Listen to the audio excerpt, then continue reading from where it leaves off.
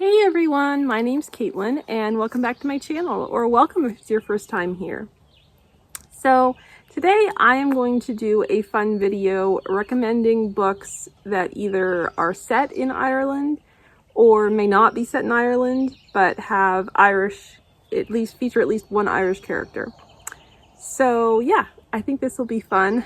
I love all things Irish. I always have since I was a kid. I am partly Irish. My maternal grandmother's grandmother, so my great-great-grandmother, was first generation Irish American.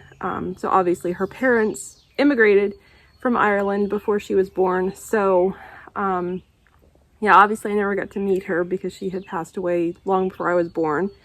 But yeah, I've always known that that was part of my heritage. Growing up, there was a TV show that we loved to watch as a family called Ballycus Angel. That was a comedy drama show set in a quirky small town in Ireland. That aired in the 90s here on PBS in the US. I don't know if it must have been BBC in the UK. But yeah, loved that. Love Celtic Woman, yeah, absolutely. I love bagpipes. Oh my goodness, yeah, bagpipes get me every time. So yeah, I just love it. Love everything that has anything to do with Ireland, or yeah, there's something like, I don't know, like I stand by it. I think if you have like even a drop of Irish blood, there is something in you that is like calls to you in some way whenever, like any Irish music or anything, it just like it calls to some place in your heart, even if you've never been there, which I have not. So yeah, that was a long rambling explanation, but anyway, let's get to the books. Okay, so first up we have A Dance in Donegal by Jennifer Deibel. So this is her first book, her debut book. So this is about Maura, who goes to the town where her mother grew up in Ireland after her mother passes away. It was her mother's dying wish for her to go there, and she goes to accept a position as a teacher. And yeah, it doesn't really go as well as she had hoped. But yeah, there's lots of wonderful bits of Irish culture in this book, and yeah, it was really great. So yeah, highly recommend. Okay, the next one is Castle on the Rise by Kristy Cambron. Now this is book 2 in her Lost Castles series, but it totally stands alone. It's actually the only one of the series that I have read, and I had no trouble. I think the contemporary characters are siblings, I think, if I remember correctly. So they just kind of fit together that way, but all the books themselves stand alone. So this one is a time slip that has 3 timelines. One contemporary, one in 1798, and one in 1916, encompassing the Easter Rising. So yeah, it is beautiful, lovely, and I love this book and highly recommend it. Okay, the next one is a contemporary called Kinsale Kisses by Elizabeth Maddrey.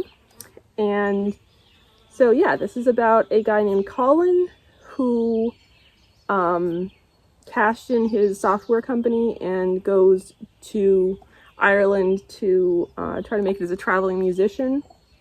And then Rachel, who goes there to stay at her aunt's B&B, and she has to decide, they meet and sort of start to fall in love, and she has to decide whether she's going to choose between roots and stability or love. And it was very cute, very sweet, and it's just a short little novella, but yeah, I loved it. Highly recommend Kinsale Kisses.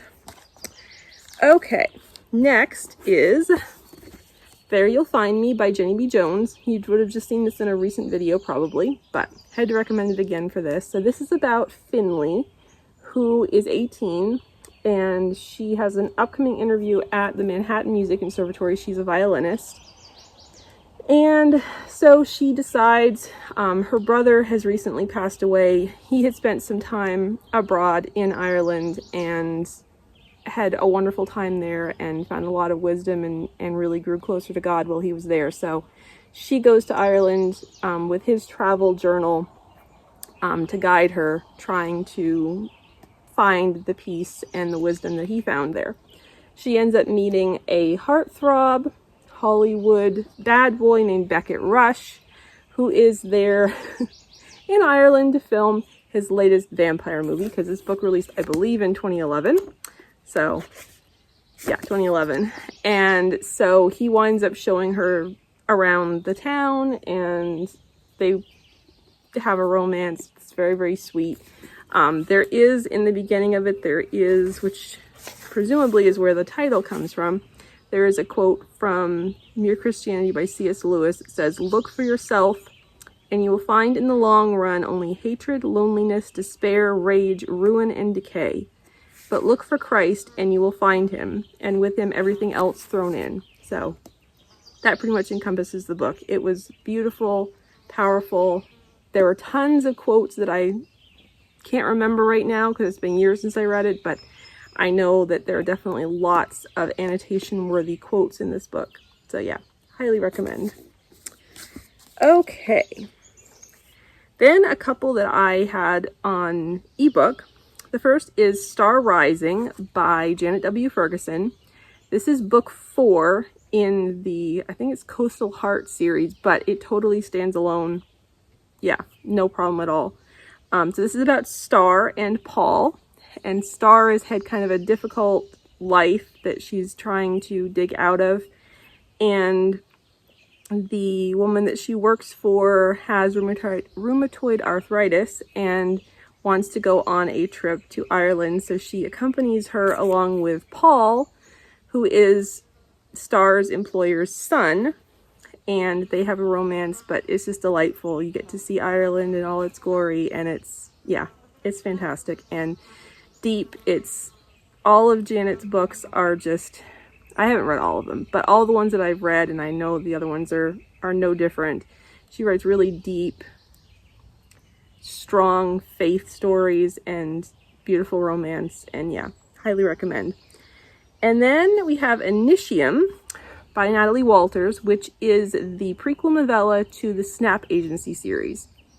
Now this one is a little bit of almost a time slip in a way, because there are little pieces inserted in the story, little snippets of where he finds the different team members, where Tom finds the different team members.